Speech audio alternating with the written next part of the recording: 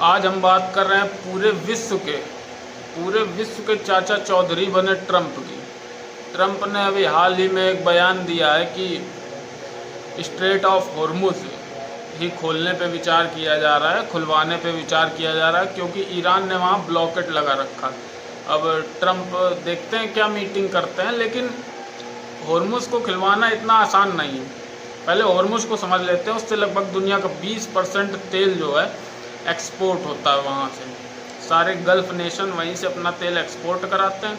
Saudi red सी से करा रहा था, तो हूती ने वहाँ भी बर्बाद कर दिया, वहाँ भी हमला कर दिया, तो वो नहीं कर पा रहा। अब अच्छा, इस वॉर को समझते हैं। यूएस कुछ भी चाहे बिना इजराइल के वो कुछ नहीं कर सकता, क्योंकि जैसे ही वो यहाँ बिना इजराइल से परमिशन लिए या बिना उसकी जानकारी दिए कि हम ये करने जा रहे हैं, वो बिना इजराइल के कुछ नहीं कर सकता। इजराइल वहाँ लेबनान में हिजबुल्ला पे हमला कर देगा या फिर यमन में हूती पे हमला कर देगा, क्योंकि वो तो अपने अस्तित्व के लिए लड़ रहा है। ईरान को परमाणु बम बनाने नहीं देगा। और चाचा ट्रंप अब युद्ध से निकलना चाह रहे हैं, क्योंकि मिड टर्म इलेक्शन है नवंबर में, तो वो चाह रहे हैं कि अब निकल जाएं कैसे भी। और सेनाओं की हालत उनकी बुरी हो गई, मिसाइल का जखीरा ख़त्म हो रहा है।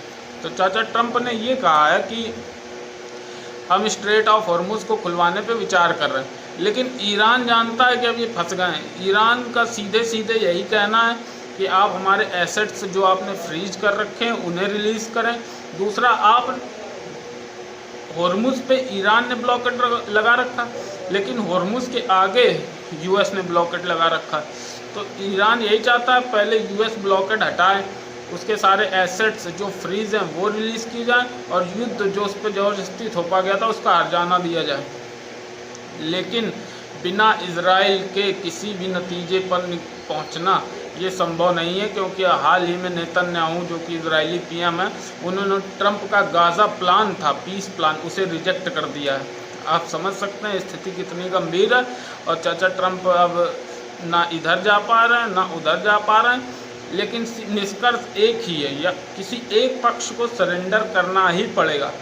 संभावना है कि ईरान को ही करना पड़े। दूसरा, ये मेक अमेरिका ग्रेट अगेन जो ट्रंप का ये जो स्लोगन था, ये गलत है। इसे मेक ट्रंप ग्रेट अगेन रखना चाहिए था, क्योंकि शेयर मार्केट से जो कमाई का तरीका ट्रंप ने ढूंढा है वो शायद ही कोई ढूंढ सकता है। संडे को आते हैं, कुछ ऐसा बयान देंगे जो थोड़ा सॉफ्ट कॉर्नर हो, शेयर मार्केट एकदम से बढ़ता है। आप अमेरिकी शेयर मार्केटों को देखेंगे तो उठे हुए हैं। बाकी यही बताना था आपको। अगर इंस्टा पे देख रहे हैं तो हमें फॉलो करें, और यूट्यूब पे देख रहे हैं तो हमारे चैनल को सब्सक्राइब करना ना भूलें। जय हिंद, जय भारत।